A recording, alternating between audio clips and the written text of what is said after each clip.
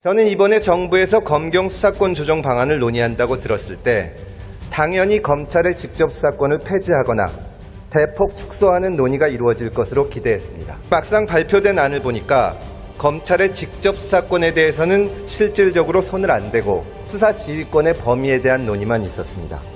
저는 이 부분이 의아합니다.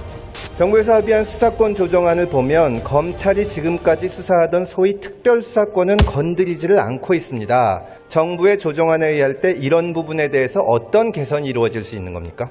이번에 발표된 수사권 조정 정부안에 의하면 검찰은 경찰에 대한 지휘권을 일부 축소했지만 반면 가장 문제가 되는 특수부 사건에 대한 수사권은 그대로 유지가 되고 있습니다. 이 부분에 대한 지적에 대해서는 어떻게 생각하십니까? 경찰은 수사를 하면 검찰의 견제를 받게 되는데 검찰이 직접 수사할 때는 견제를 안 받게 되는 겁니다. 검사 한 명이 수사, 기소 모든 것을 다 할 수가 있고 지휘도 받지 않습니다. 검찰의 권한을 축소하고 권한을 배분하는 방향으로 나아가야 된다는 점엔 동의하십니까?